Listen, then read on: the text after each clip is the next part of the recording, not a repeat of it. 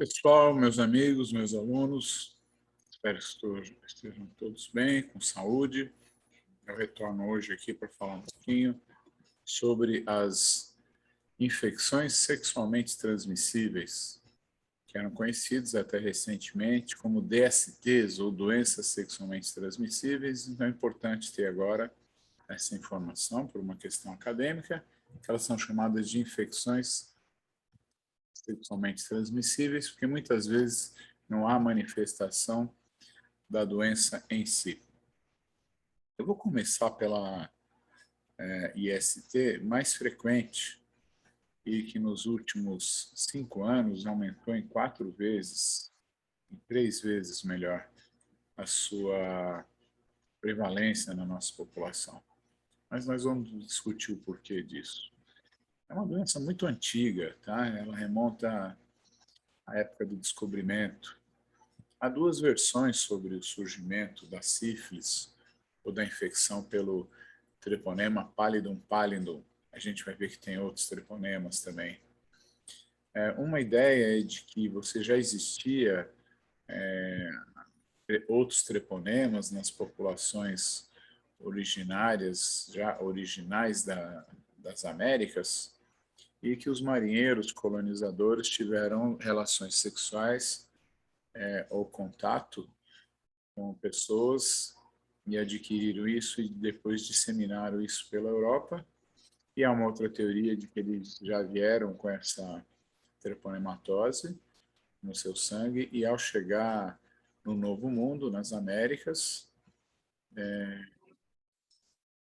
1492 na América Central, 1500 aqui no Brasil, e passaram a disseminar essa doença entre as populações. O que importa é que durante muito tempo, um grande flagelo para a humanidade, várias pessoas morreram disso, lembrando que na fase terciária dessa doença, você morre com uma demência, né? E isso foi realmente uma das grandes doenças que assolou a humanidade, como o cólera, como a peste bubônica, mais recentemente o HIV, o Covid-19 nos tempos atuais. Então, tem a mesma proporção de impacto em saúde pública do que essas outras doenças que eu citei. Então, vamos lá. É uma doença causada por uma espiroqueta, né? É o mesmo lá da leptospira que a gente viu na aula passada. Então, são bactérias, elas são fusos espilares, opa, tá? E elas têm, então, esse formato enroladinho e cilíndrico. Isso é bem característico. Nas lesões bem recentes, se você olhar no microscópio, você vai poder encontrá-las. Mas o diagnóstico mais frequente não é feito nessa fase, é feito através de técnicas sorológicas, como, por exemplo, os testes rápidos, que são testes específicos para treponema pallidum, e os testes não treponêmicos, que é o VDRL, que não é muito específico para treponema pallidum, mas ele é importante para o acompanhamento das pessoas que têm teste rápido positivo, para ver se elas curaram, e mesmo para consolidar o diagnóstico.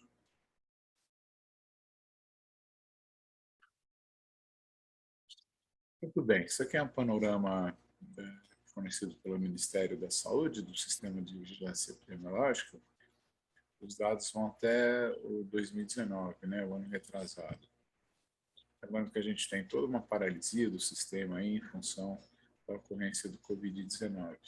Então, observem aí o que eu grifei aí, com um círculo vermelho. Em 2014, nós tínhamos uma taxa de detecção de 25 para 100 mil habitantes. E nos dias de hoje a gente tem 75 para 100 mil, ou seja, um aumento de 3 vezes nesse período. Por que isso, pessoal? Por que vocês acham que isso ocorreu? Qual que é a justificativa para isso? Será que a gente baixou a guarda para as ISTs? Mas eu acho que mais provavelmente foi porque há uns 3, 4 anos atrás, talvez 5 anos, eu não estou bem certo, introduziu-se o teste rápido para diagnóstico de anticorpos contra o treponema pallidum. Isso você faz em qualquer lugar. Por exemplo, aqui em Montenegro, nesse lugar distante, na USP, eu faço esse exame em 15, 20 minutos. Então, eu comecei a disponibilizar mais esse instrumento diagnóstico para a população e acredito que isso, então, tenha revelado casos que já existiam na comunidade que hoje são encarados como casos novos. Lembrando que o teste rápido, ele não diagnostica a doença, ele diagnostica a presença de anticorpos. Então, eu posso ter tido uma infecção por treponema 20 anos atrás, esse teste vai dar positivo. 30 anos atrás, ele vai dar positivo. Aí faz necessário fazer um exame complementar, que é o VDRL, que é um teste não específico para treponema, e ele é uma cardiolipina, e ele vai me ver a titulação. E se eu tiver uma titulação alta com teste rápido, positivo, me fala a favor de doença ativa. Se eu tiver um VDRL baixo, me fala a favor de cicatriz sorológica, eu não preciso tratar. E o VDR também serve, uma vez eu diagnostiquei que é uma doença ativa, quando eu tratar, eu vou começar a ver diminuir a titulação para o VDRL. E se ele for mantido baixo, eu consigo considerar que esse paciente teve cura. A sífilis ela pode ser dividida em 3 etapas. Vamos falar da sífilis primária, que é o cancro, né? Cancro duro. Duro porque a compressão, a borda é endurecida. Ele é indolor também. Então eu vou ter principalmente essa lesão no pênis, na vulva, né? Nos grandes lábios, principalmente, às vezes dentro da vagina. E dependendo da prática sexual, eu posso encontrar também na cavidade oral, em forma de úlceras endurecidas não dolorosas. No caso aqui, a minha esquerda, em língua, tá bom? E aqui na glande de um indivíduo. A sífilis secundária, ela tem uma característica diferente, ela é uma doença de muito difícil diagnóstico. Ela é polimórfica, ela pode se confundir com uma série de outras doenças de pele. Então, a gente vai observar aqui essas lesões eritematosas, né, com bordas elevadas. Lembra até se fosse uma lesão única, uma leishmaniose, tá? Ela tem borda endurecida, são indolores, mas uma característica muito específica dessa forma secundária é a manifestação na região da mão, né, na planta da mão e na planta dos pés, né, na sola da mão e na planta dos pés. Isso aqui, quando eu encontro esse tipo de lesão, tudo, eu não vou dizer que pode 100% é sífilis, mas quase que exclusivamente a gente pensa em sífilis secundária. Muito bem. Aqui também, né, a lesão bem típica. E quando eu encontro essa lesão, eu já acende meu sinal de alerta aqui e eu vou fazer, então, o teste rápido. Se ele der positivo, eu faço o VDRL. Se tiver uma titulação alta, eu confirmo sífilis e vou fazer o tratamento, que é bastante simples. É com bezetacil. Quem não conhece bezetacil, um pouco doloroso, mas você toma e resolve que essas bactérias são extremamente sensíveis a todas as penicilinas. Na sífilis terciária, que pode ocorrer décadas depois, 20, 30, 40 anos depois, a gente tem a formação da goma sifilítica, que é essa estrutura necrótica aqui, ulcerada, e ela pode ocorrer na pele, pode ocorrer no cérebro, então levando à demência, pode ocorrer na aorta, na artéria aorta que sai do coração, podendo levar à ruptura dela, pode ocorrer em qualquer parte do corpo, mas tem essa característica aqui, e é considerada já uma forma grave de sífilis, e o tratamento tem que ser imediato, rápido, e pode deixar sequelas. Sífilis na gravidez, a transmissão por feto é maior se a grávida estiver nas fases de sífilis primária ou secundária. Porque na fase terciária a gente vai ter pouca bactéria no sangue circulando. Mas na fase primária é de maior risco, na secundária é de segundo maior risco.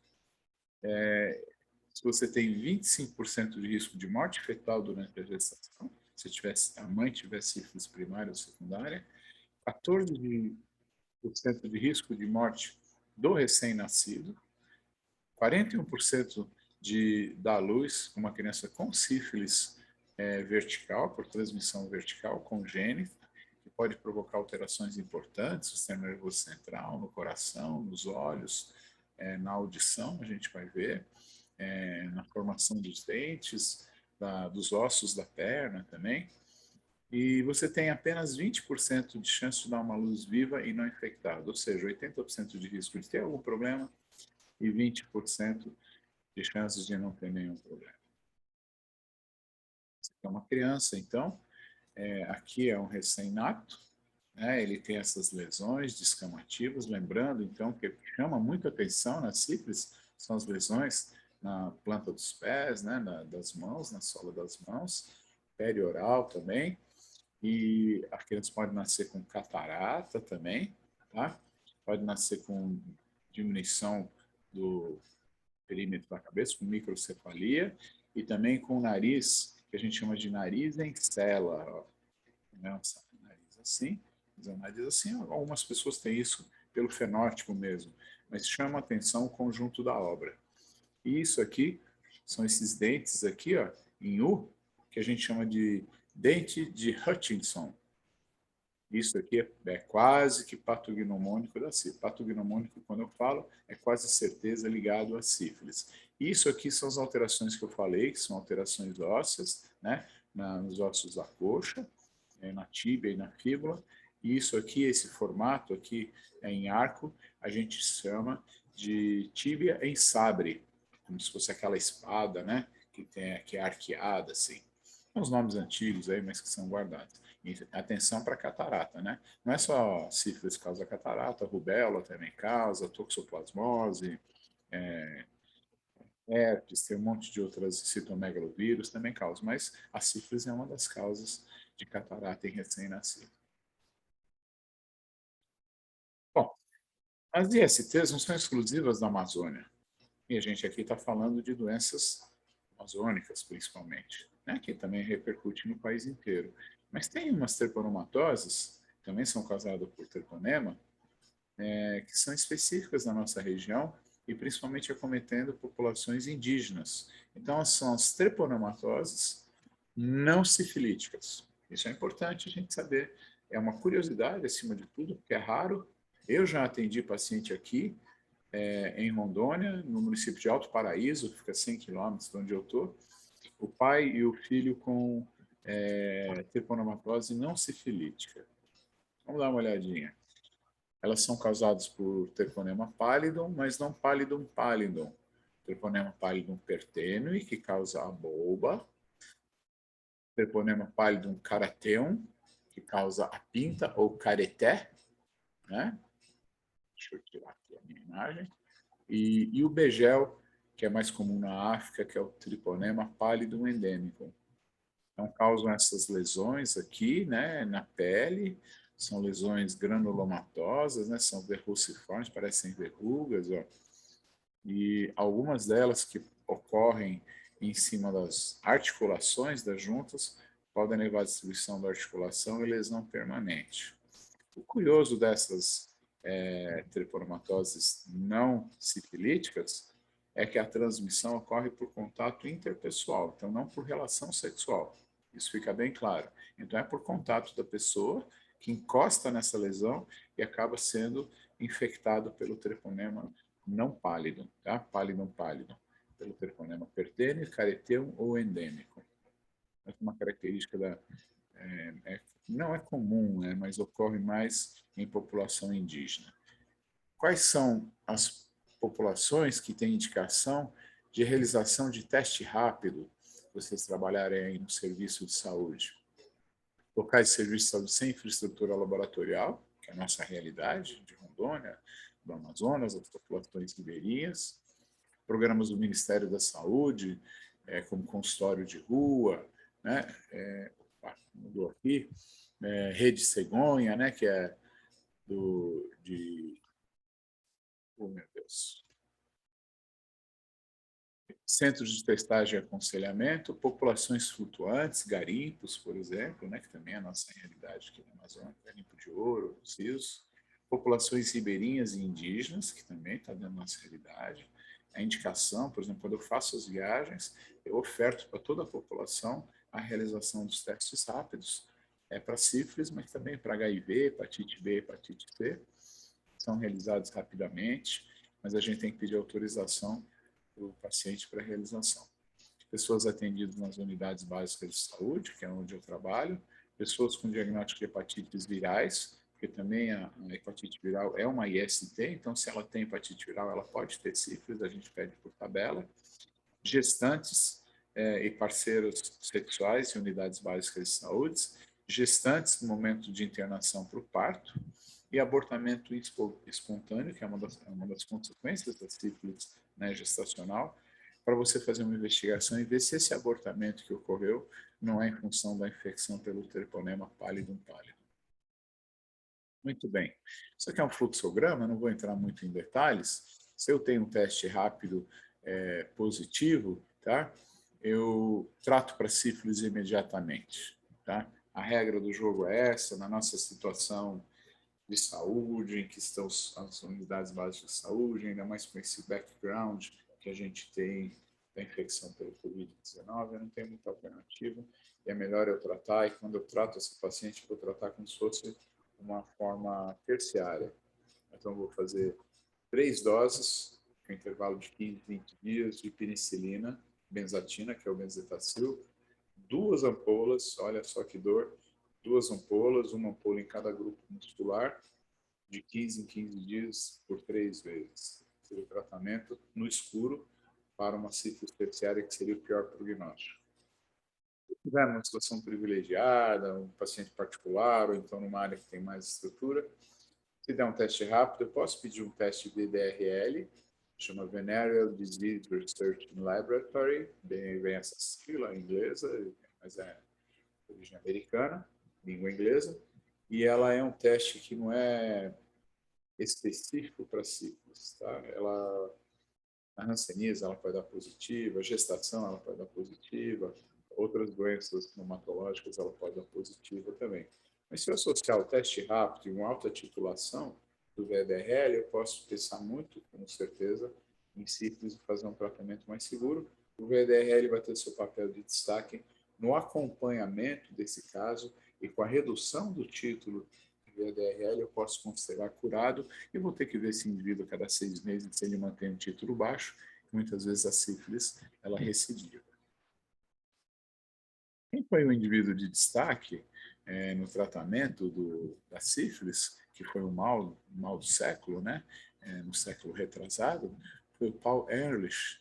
E o Paul Ehrlich, ele preconizou o tratamento, vejam bem, antes dele, o tratamento para sífilis era com mercúrio na veia, imaginem só, quantas pessoas não morreram de intoxicação por mercúrio e não de sífilis. O Ehrlich, ele também, na época que ele tinha recurso, ele sugeriu o arsênico, que é um veneno potente também, para o tratamento de sífilis.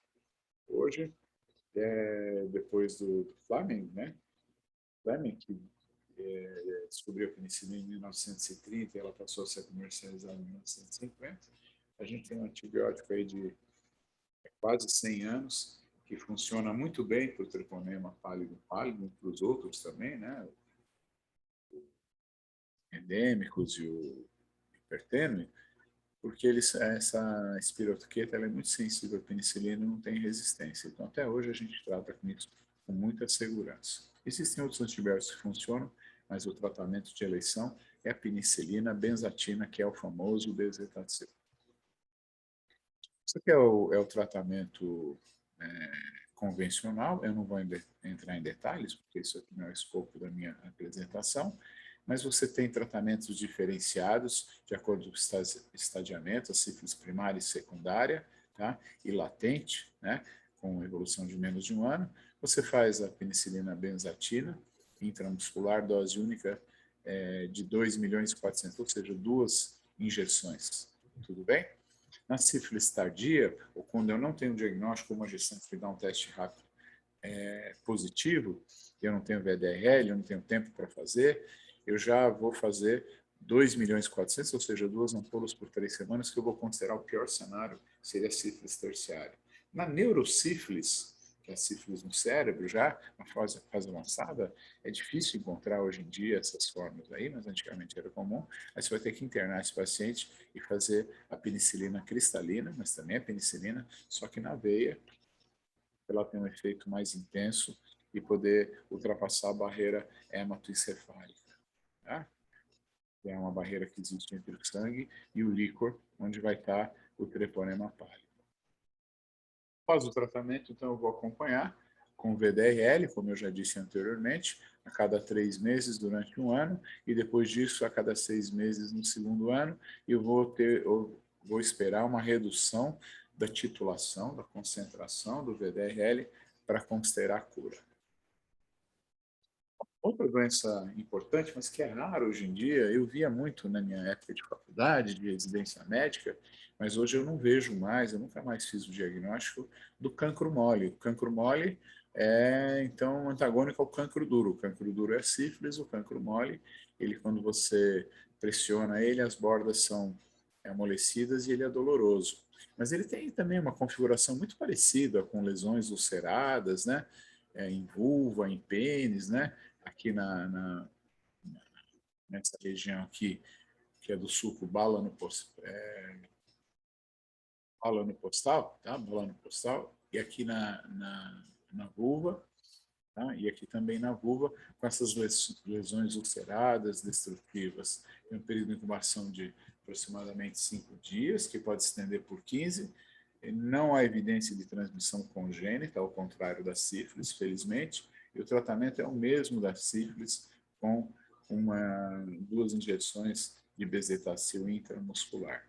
Hoje não é frequente, o diagnóstico a gente faz por raspado da lesão, ou mesmo clinicamente, e se a gente tem dúvida se é sífilis ou cancro mole, a gente faz a penicilina, que o resultado terapêutico vai ser o mesmo.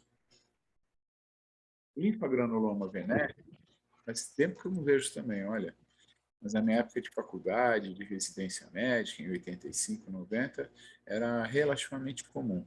O mais comum mesmo era a gonorreia, tá? Mas hoje até a gonorreia está raro. Hoje o mais frequente é o HIV e a hepatite B, que também são ISTs.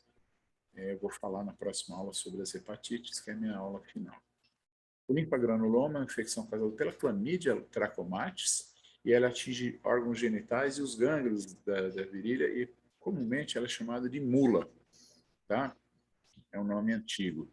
Hoje não se usa muito esse nome, é mais da minha época para trás. Tem um período de incubação aproximadamente de 15 dias, provoca lesões também ulceradas, granulomatosas, em pênis, em vagina, na vulva também, colo de útero, ânus e boca, dependendo da prática sexual, e muitas vezes não são percebidas e desaparecem sem tratamento. Após 1 a 6 semanas da ferida inicial, que elas aparecem, você vai ter então o aparecimento de um caroço doloroso, né, na virilha, que é uma íngua, né, o aumento do gânglio linfático da virilha. Se não for tratado, ela vai aumentar e vai romper, drenando secreção purulenta. Pode haver manifestações sistêmicas gerais, como febre, mal-estar, dor nas articulações, e quando não tratado, ela pode provocar obliteração, o fechamento dos vasos linfáticos do pênis, do escroto e da vulva, levando ao inchaço permanente, que a gente chama de elefantíase. O tratamento também é super simples, super fácil, barato, acessível, feito com doxaciclina, tá? Pelo período de 1 mês, e a azitromicina também, que a gente tem na farmácia popular. Não é por falta de tratamento, é mais por falta de diagnóstico, embora essa doença, essa infecção sexualmente transmissível, ela não seja mais comum nos dias de hoje. Isso aqui, então, é uma evolução já mais tardia do linfogranuloma venéreo, né? Depois que desaparece a lesão, então vai aparecer esse inchaço do gânglio inguinal e que ele pode pegar e drenar pulso. Ó, olha aqui a evolução já mais tardia. Por isso que é importante o tratamento precoce para não chegar nessas fases evolutivas aqui. Aqui essa senhora aqui teve uma drenagem nessa região, isso aqui é uma cicatriz dessa drenagem, tá? E algumas lesões proliferativas em região vulvar também. O diagnóstico é feito na fase aguda, pelo raspado da lesão e visualização da bactéria. E você tem sorologias específicas para isso também. E em alguns lugares você tem recurso, mas para pesquisa, você pode fazer a pesquisa por PCR, mas isso não é factível a nível de unidade básica de saúde do SUS. Realmente a gente tem a donovanose, que também faz tempo que eu não vejo, tá? Na minha época era muito comum isso na clínica. Você não tinha HIV, mas você tinha essas outras doenças. Agora você tem HIV e não tem essas doenças. Isso é interessante. O agente etiológico é a Calimobacterium granulomatosis. Ela é conhecida como donovanose. Ela também tem uma apresentação muito parecida com as demais ISTs que eu apresentei até agora. O interessante de todas essas ISTs que eu apresentei, de causa bacteriana, elas, né, que você tem as ISTs virais, como as hepatites, o HIV, o tratamento é muito parecido, a doxaciclina e a azitromicina, que são, isso aqui é um macrolídeo, né? Isso aqui é um derivado da penicilina. Então você trata facilmente com os remédios disponíveis com um sucesso terapêutico muito grande. É você só não bobear. No diagnóstico diferencial que a gente faz dessas úlceras, das demais também que você tem anteriormente, é a infecção pelo herpes vírus, tá? O herpes vírus, você tem a forma 1 e a 2, as cepas, né? Na cepa 1, ela é mais comum na boca. Aquelas que dão no lábio, quando fica com febre, quando está muito sol. Algumas mulheres referem quando fica menstruada, ela volta, ou em situações de estresse, tá? Mas isso não é muito estudado. E o vírus tipo 2, o herpes vírus tipo 2, é mais comum em região genital.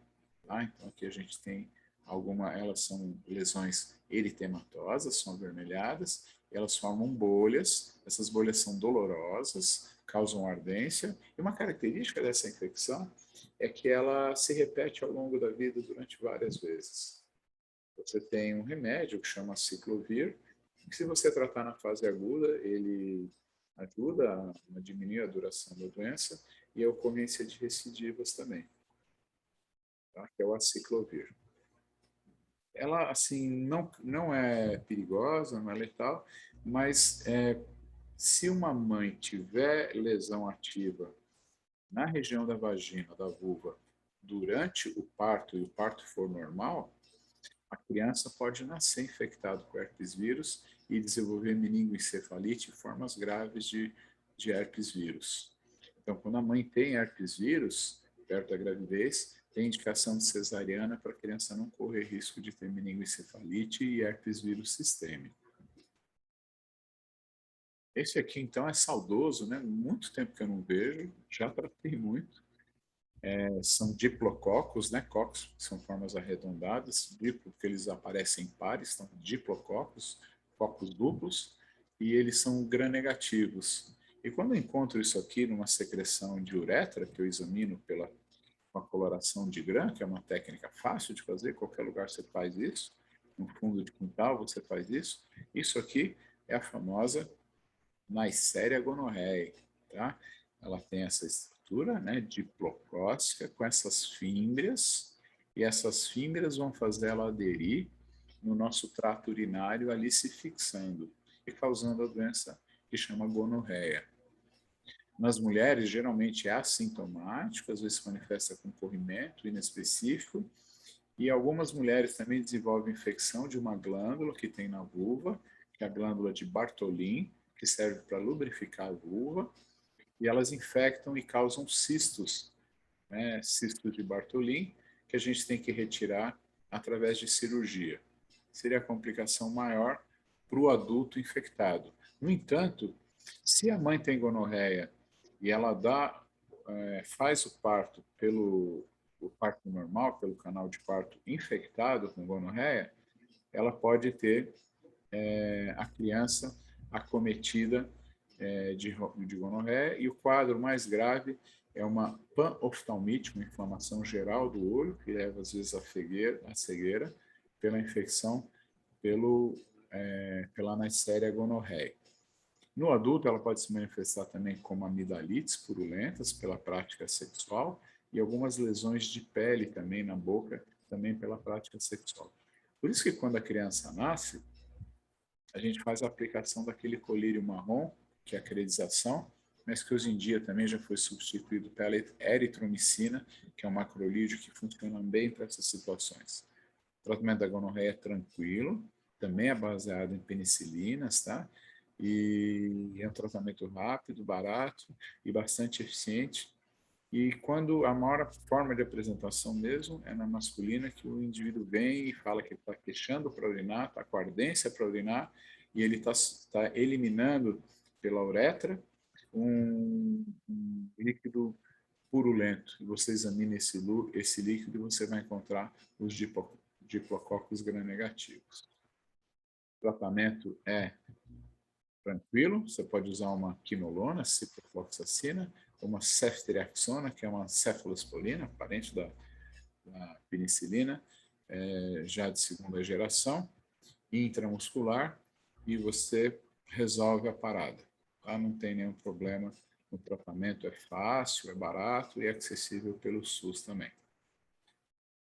Pessoal, de uma maneira geral é isso. Eu vou continuar abordando as ISTs na minha próxima aula, que será sobre as hepatites virais, que algumas delas de transmissão parenteral, as hepatites que você tem de transmissão parenteral, ou seja, paralelo à contaminação por intestino, né, pelo intestino, pelo tubo digestivo, e as enterais, que são por transmissão hídrica, por via oral. Aí a gente vai falar isso na minha próxima apresentação. De uma maneira geral, com relação à sífilis, que eu faço consideração, a gente viu que tem um crescimento de 3 vezes nos últimos anos. Eu acredito que isso seja em função das facilidades diagnósticas, mas de qualquer maneira, qualquer teste rápido tem que ser tratado com seriedade e, principalmente em gestante, você vai tratar como uma forma terciária de sífilis com 3 doses de 2.400.000 de bezetacil, ou seja, 2 ampolas a cada 15 dias, para você poder ter um tratamento eficiente, e você vai usar o VDRL para acompanhamento da eliminação da infecção. Tá? Esse como lembrete geral. E lembrete também importante é que você tem as treponomatoses, que não são de transmissão sexual, de transmissão cutânea, e que vão causar o begel, pinta, a boba, o careté, né, que é também sinônimo, que são lesões de pele, a transmissão é interpessoal por contato, e que a consequência mais grave seria quando essas lesões estão em cima das articulações, podendo levar à degeneração das mesmas e incapacidade. Pessoal, muito obrigado mais uma vez pela atenção. Continuamos então com as aulas de hepatite em seguida. Muito obrigado a todos e uma boa noite.